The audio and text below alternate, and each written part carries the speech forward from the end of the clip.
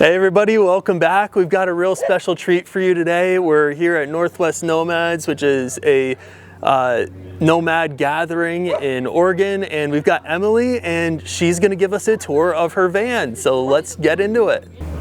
Hi, I'm Emily, and this is my van, Eloise. So come check out my van. So my van is a 2023 Ram ProMaster. It's a 159 wheelbase, just the standard. So it's under 20 feet, which I love because I can fit in most standard spots. So its parking is really easy, really maneuverable. Highly recommend, if you can, stay under 20 feet if you're gonna get a van, because it's the way to go. So standard slider around the back. I keep these open a lot. I have the bug screens. The bug screens are magnetic and removable. And then, yeah, so this is pretty much it for the outside. Just like to set up my little living room and pack it all up when I go. So I do have 320 watts of solar. So I have 2 panels up top. I have a Dometic air conditioner, and then I have a Max Air fan. So the airflow is pretty good in here. I feel like I'm set up pretty well. Generally have enough power, and honestly haven't had to use the AC a lot, but it's nice to know it's there if I need it. In my van, I have 4 100 amp hour lithium batteries. I also have the DC to DC charging, so when I drive, it'll charge the batteries automatically, which is fantastic. And then I have it all, a whole command center inside that I can see exactly what's going on. Come on in and see the inside of my van. Welcome inside. This is basically it. I have a loft bed, stationary. That was a choice I made. I did a lot of research and decided I would not convert a bed to a table every day. So I have a loft bed, and the great thing is it gave me a ton of storage underneath. Sink. I have smaller tanks than a lot of people, so that's my fresh water, my gray water. I only use the sink for dishes, brushing teeth, that kind of stuff. I carry my drinking water separately, so that can be tap water or whatever, just as long as it's relatively clean. And then water pump, my command center up here. So I do have a heater that's integrated under the seat. So I have used that a couple times when I was up in the northern states earlier in the year. My inverter, my battery monitor, water pump, and then I have integrated 2-zone lighting. So that one's the back, and they can fade, which is really nice because you don't have to at night. If I want to turn on lights, I don't have to have like bright spotlights. I just turn them on a little bit. Yeah, storage all underneath. My composting toilet is in here. And then this also doubles when I work, because I work on the road. So this doubles as my desk. I can swing this out, put this here. Usually I put my little stool up, and I have a nice little workstation. So it works out great, very comfortable. And then I just swing it down when I'm done. So this is my loft bed, fully lofted bed. It is a full-size bed, which is plenty for just me. One thing I like is I went this way instead of going east to west, which means I can have these cabinets. So the great thing is I open up these cabinets, all my clothes are in here. I use a lot of packing cubes, but it's a great place to be able to store my clothes, miscellaneous kitchen stuff that doesn't have another home goes in there, clothes in there. I do have a security system, so the security system monitor is in there. I have it off right now, but when I turn it on, I can monitor it from there. I use my iPad as a little TV, so I'll download movies and stuff when I have signal, and that way at night, because I'm full-time, so sometimes it is nice to just be able to sit in bed and watch a movie and relax for a little bit. So that's my entertainment center. And then big thing, clip fans. Love my clip fans. It keeps the air going really, really well. So I very rarely have to use my air conditioner. Usually the fans can create a pretty good flow. So because I have a smaller water tank under the sink, I do carry my drinking water separately. So these are I think they're roughly 3 gallons a piece. I usually fill them with about 2 gallons each, which is really plenty for drinking water for being off-site for a while. And then I have an electric pump. And I just found this cool little bin at Target that works great and actually keeps them upright. So they kind of live up in my footwell. And yeah, it's a great solution. I usually fill them either, if I get fresh water, worst case, I can go to like the grocery store and I'll fill it at the little pay stations that are like 50 cents a gallon. So it's really not that bad. Like I said, it's the mid-size 159 ProMaster.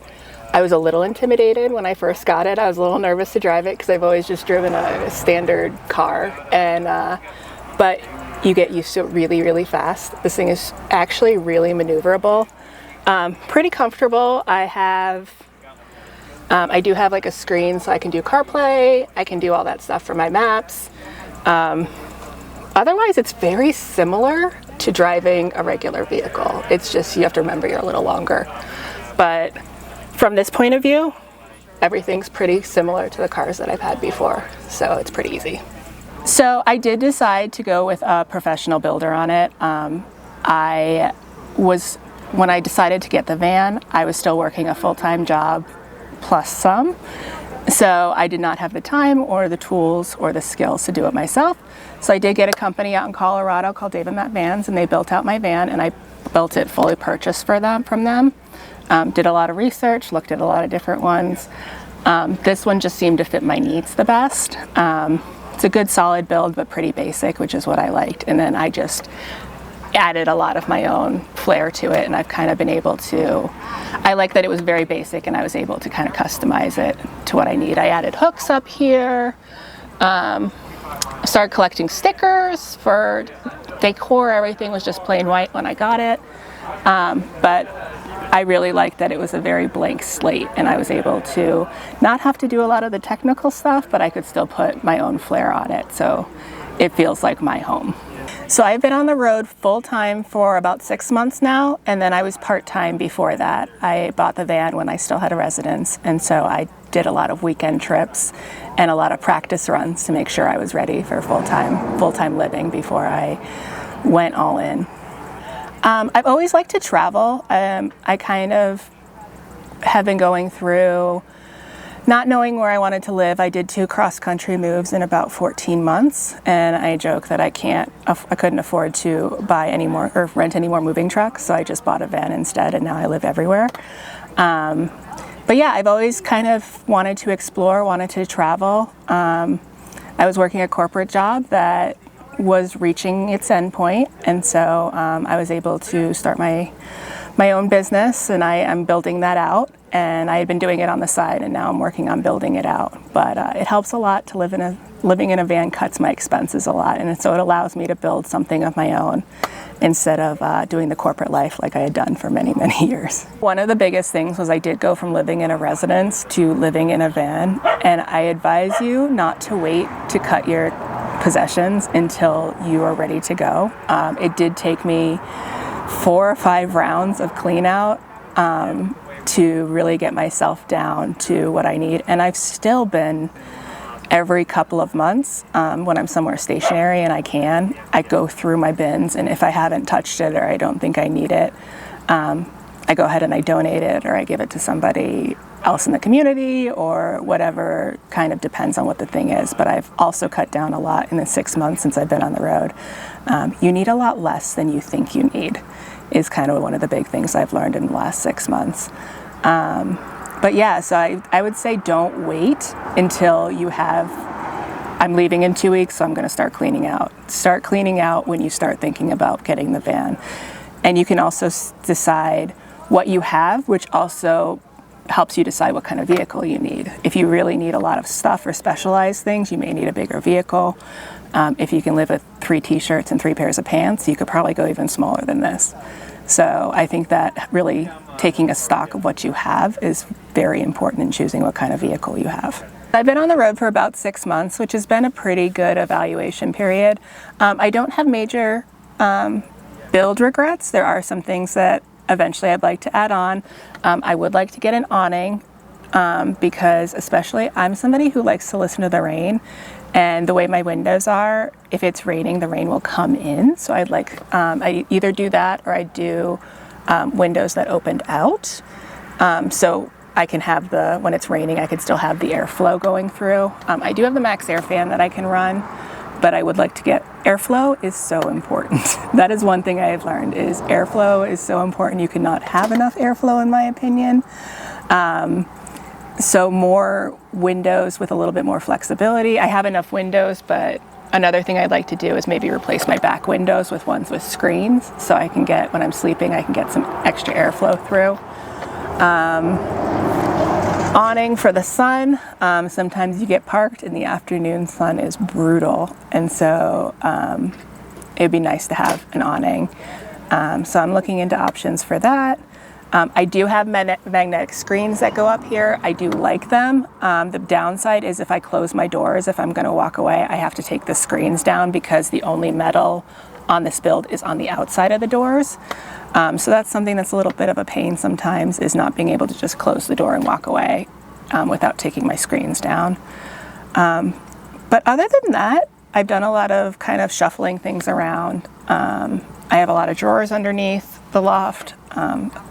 And yeah, other than that, everything's kind of, you learn to tuck things into and use every available inch of space in the van. A lot of people, one of the big questions I get is, where do you shower and do you have a toilet in your van? I have opted to not get a shower. I researched it and I just decided for me, it was best not to. The space is better used otherwise for me. I do have a Planet Fitness membership, so I go, and it's great, gets you to work out. So I kind of have a rule for myself where if I'm going to go shower, I also need to work out. So it keeps me in a good routine with that. Friends' houses, I have a great network of friends and family. So I've showered at friends' houses, campgrounds. You can shower at campgrounds if you're staying there. Truck stops do have showers. They can get a little pricey. I haven't used that yet, but I know I like having that in my back pocket as an option. And then you just kind of get used to taking sink baths sometimes if you're away from showers, but it works out fine. And then I do have a toilet in the van. I do have a composting toilet that's in this cube right here. I was a little intimidated by it, a little leery of it because it sounds kind of gross, but it actually is super easy. So basically what it is I use coconut coir. People use different materials, but it's like, it looks like dirt once you reconstitute it. You fill it up, you use it, it separates the liquids. So you have a liquids jug that I have to empty depending on how much I'm using it every like 5 days or so, but that's really easy. You can just literally take it and dump it in a toilet. And then depending on how much I'm using the coconut coir part, I usually get about a month because I usually don't use it a ton. I do try, if I'm out, I try to use other bathrooms. But it's actually super easy to change. You just dump it. It's not true composting because you just don't have enough time. But you dump it, you put new ones in, you rinse it out, it's good to go. It's really not bad. I do have a vent with a fan that vents to the outside so it dries everything out. No smell. I did not believe it. Everybody said it didn't have a smell, but there's no smell, which is great. So I was a little bit of a disbeliever, but I figured I'd give it a chance, but I've actually been really happy with it. But I think the fan makes a big difference because it keeps everything dry, and you just have to go, and it has a agitator. So like once a day or once every 2 days, I just go in and give it a turn. So it keeps everything, so it doesn't get too gross. One of the big lessons I had been on the road about 3 months, and I got a mouse in the van. I was at a campground and I had my door open, and what I learned is these are not airtight all the way to the back, so know which things are airtight, and I got a mouse that was able to get in there. And then I had some things that just weren't fully, they were contained but not tight enough. So now everything is in plastic bins. All my food is in plastic bins. And knock wood, I have not had another problem since. The mouse apparently just disappeared at some point, but I did learn how important it is to make sure your food is in airtight containers, because otherwise you will attract critters, and that's kind of disconcerting when you see them in your van and you can't get them out.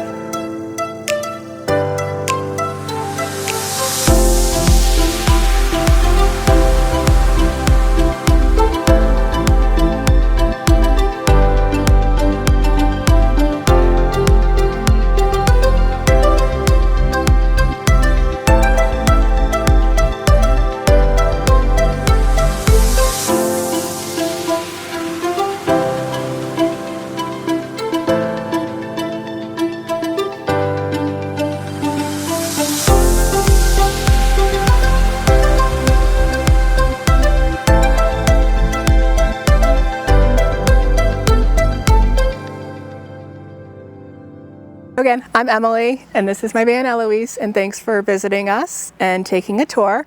I am on YouTube, TikTok, and Instagram, so check out links below and come give me a follow and come hang out. Well, thank you so much, Emily, for letting us check out your van, and make sure you guys go ahead and follow her down below in the description, and we'll see you in the next one.